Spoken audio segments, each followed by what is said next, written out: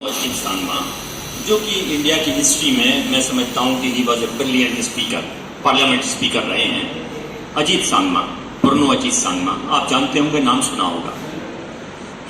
मेरे बहुत अच्छे दोस्त होते थे, तो मैं उनसे जब भी बात करता था, यहाँ आता था। मैंने इंडिया छोड़ा जब मैं 28 साल का था, और 4 साल हुए हैं मुझे जब मैं वापस आया हूँ इंडिया में। पूरी ज़िंदगी मैंने बाहर इंडिया के निकाली। तो जब भी मैं इंडिया छुट्टी आता था तो मैं सांगमा साहब के पास जाता था, और बहुत सारी बातें होती थी। तो मुझे हमेशा अपनी कौम के बारे में मैं बात करने का मौका मिलता था। मैं ये पूछता था, सांगमा साहब मुझे ये बताइए कि आप मुसलमानों के लिए क्या करेंगे। तो मुझसे सिर्फ ये कहते थे, मेरा एक 1 पॉइंट एजेंडा है जो मैं चाहता हूँ। मुझसे कहते थे सिर्फ और सिर्फ एजुकेशन। मैं सिर्फ 1 पॉइंट एजेंडा चलाना चाहता हूं कि जितने मुसलमान इंडिया में हैं उनको मैं एजुकेशन कंपलसरी कर दूं, और कोई मुसलमान बिना पढ़ा लिखा ना रहे। मुसलमानों की जो इस वक्त बैकवर्डनेस है, उसमें हमारी एजुकेशन ना होने का एक बहुत बड़ा फैक्टर है कि इसकी वजह से हम पासमानदा हैं।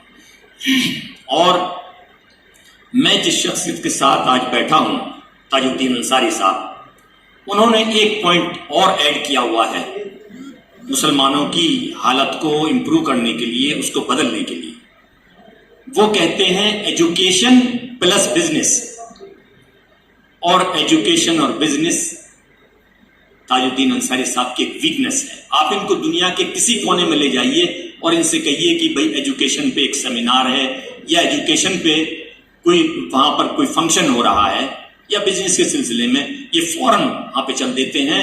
मुझे भी ले गए, जो ऐसी जगह पे ये ले गए जहां पे ये अब से बहुत साल पहले से उन लोगों से जुड़े हैं, एजुकेशन को सपोर्ट करते हैं। जैसे अरसैनी एक कस्बा है जो गढ़मुक्तेश्वर के पास है, वहां पे एक स्कूल है, वहां पर ले गए। बहुत अच्छा लगा वहां पे जाके, मुझे बहुत मुतासिर में उससे हुआ। फिर बुलंदशहर ले गए, और वहां पे लोग इतने ज्यादा इनसे जुड़े हैं कि वहां लोगों ने ये तस्वीरें लगाई हुई हैं अपने घरों में ताजुद्दीन अंसारी साहब की, कि जो बहुत पहले कभी वो जुड़े, मुझे तो नहीं मालूम है, लेकिन वो खुद बताया उन्होंने आके मेरे सामने कि हम तो साहब तस्वीर लगाए हुए इनकी। एनीवे, तो बहुत ये क्रेडिट जो है ये अंसारी साहब को जाता है कि ये कौम के लिए बहुत अच्छा काम कर रहे हैं। इनके लिए मैं चाहता हूं कि आप इसको अप्रिशिएट करें। Thank you. अब मैं आता हूं, जो आज का टॉपिक है ये एनवायरमेंटल पॉल्यूशन के बारे में कुछ बात करना चाहूंगा। इस्लामिक सिविलाइजेशन को अगर आप देखते हैं, थोड़ा सा हिस्टोरिकल टच में दूंगा, तो अब से 1000 साल पहले जो हमारी सिविलाइजेशन और इस्लामिक उरूज जो था वो पीक पर था। हमारी कामयाबियां, हमारे अचीवमेंट्स वो दुनिया में सबसे ज्यादा, और हमें लोग कॉपी करते थे, हम लोगों को सिखाते थे, पढ़ाते थे। एक नाम मैं बताना चाहूंगा, इब्ने सीना। इब्ने सीना एक बहुत बड़ा एक फिजिशियन, साइंटिस्ट, फिलोसोफर, जो हर चीज की महारत जिसको थी। इस्लामिक यूरिस्प्रूडेंस की बात करें, आप फिजिक्स की बात करें, केमिस्ट्री की बात करें, आप मेडिसिन की बात करें, वो सब में उसको महारत हासिल थी। वो मास्टर डिग्री रखता था, डॉक्टरेट डिग्री रखता था इन सब्जेक्ट्स में। तो वो ईरान का एक एरिया होता है रे करके, वहां पर वो मौजूद, अब से 1000 साल पहले की बात बता रहा हूं। तो उन्होंने सबसे पहले बताया कि हमारी जो एयर है वो पॉल्यूटेड है, इसमें पॉल्यूशन है। और फिर उसी वक्त में एक प्रपोजल आया कि भाई बगदाद में एक हॉस्पिटल बनाना है। तो ये सजेस्ट किया गया कि उन्होंने गोश्त के टुकड़े कटवाए और उनको टंगा दिया शहर के डिफरेंट एरियाज में, और फिर देखा कि जहां पर सबसे कम गोश्त में सड़न हुई वो एरिया चुना गया हॉस्पिटल बनाने के लिए। तो आप ये देखिए कि ये पॉल्यूशन ही तो है, ये एयर पॉल्यूशन। तो ये तो हिस्टोरिकल टच है। और उन्होंने एक किताब लिखी इब्ने सीना ने, जिसका नाम है कानून फी अत्तिब, जो कि 400 साल तक अंग्रेजों ने पढ़ी। पूरे यूरोप में, जब पूरा यूरोप डार्क एजेस में था, उस वक्त तक 400 साल तक इस किताब को पढ़ाया गया। तो उसको कहते हैं हम शहजादा। जितने भी दुनिया में फिजिशियंस हैं, डॉक्टर्स हैं, उनका शहजादा कहते हैं, प्रिंस ऑफ फिजिशियंस इब्न सीना को।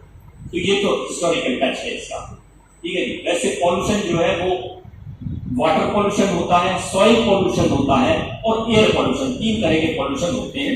अभी सबसे पहले जो स्पीच दी थी हमारे बिल्डर साहब ने, इन्होंने इंजीनियर साहब ने, तो इससे बड़ा पॉल्यूशन होता है जो अर्बनाइजेशन कहलाता है कि जैसे हम जो है जंगल काट काट के और उसमें बिल्डिंग बनाते हैं। तो और वाटर पॉल्यूशन होता है, आप सब जानते हैं कि वाटर में किस तरह से पॉल्यूशन होता है, हम सारी चीजें उसमें फेंकते रहते हैं, उसमें फट जाती हैं चीजें। एयर पॉल्यूशन होता है। एयर पॉल्यूशन के लिहाज से मैं आपको अपने एक्सपीरियंस की बात बताना चाहूंगा कि मेरी जो एक्सपर्टीज है, जो मैंने पूरी जिंदगी भर काम किया, वो तो मुख्तलिफ एरिया में काम किया, लेकिन जिससे मुझे इंटरनेशनल रिकॉग्निशन मिली वो है विटामिन डी।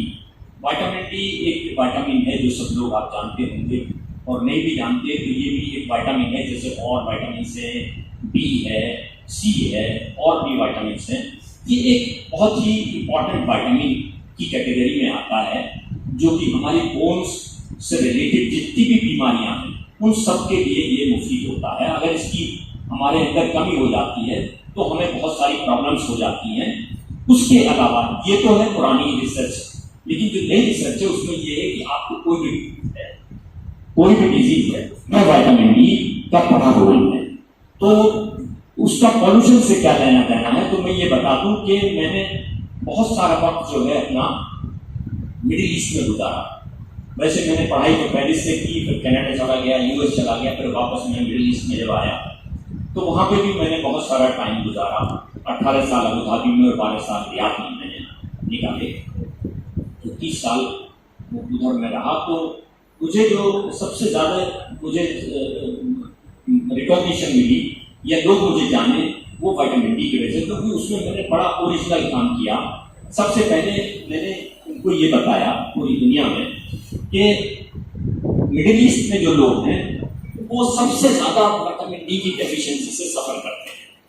उनको बहुत सारी बीमारियां ऐसी होती हैं जो कि विटामिन डी की कमी की वजह से होती है। और ये एक बिल्कुल ये लोगों के जहन में या इंप्रेशन में ये नहीं है। क्यों कि वो सोचते नहीं है, कोई भी साइंटिस्ट या वैसे बिना रिसर्च किए हुए ये नहीं सोचते थे पहले तक कि यहाँ विटामिन डी की कमी हो सकती है मिडिल ईस्ट में। क्यों? ये विटामिन डी जो है वो सन से आता है, सूरज से आता है।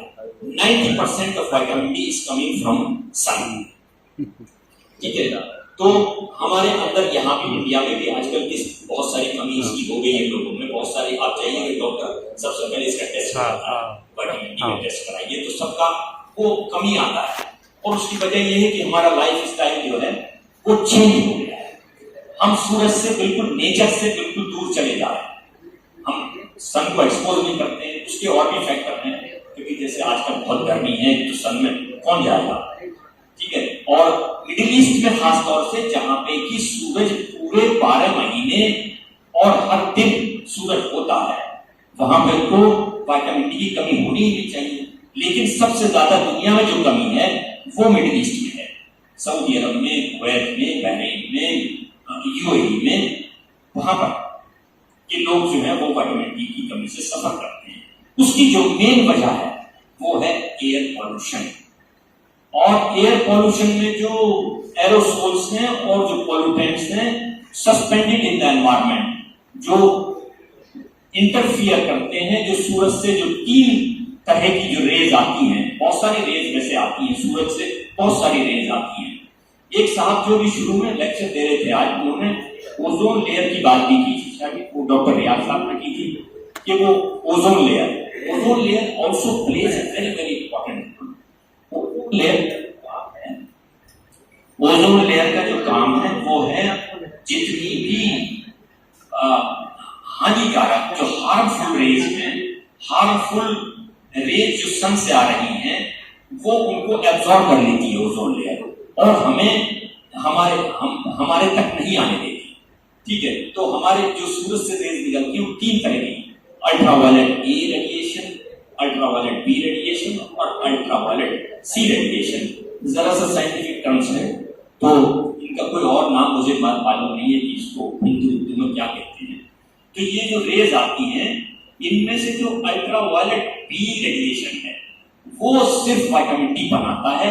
जब ये रेज हमारी स्किन पर पड़ती हैं, आप अगर डेली 10 से 15 मिनट धूप में अपने को एक्सपोज करते हैं, 25% अपने जिस्म का हिस्सा, टांगे हैं, आपके बाजू हैं, आपका सर तो खुला ही रहता है, फेस खुला रहता है, तो ये काफी है कि आपको विटामिन डी लेने की जरूरत नहीं पड़ेगी जो दुकान से या डॉक्टर से, आपको नेचुरली मिल जाएगा इतना कि आपके अंदर कमी नहीं रहेगी।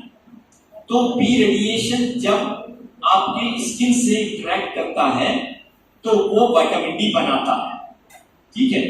तो ये मिडिल ईस्ट में एक सबसे बड़ी प्रॉब्लम ये है कि वहां पर ये पोल्यूशन है, एयर पोल्यूशन।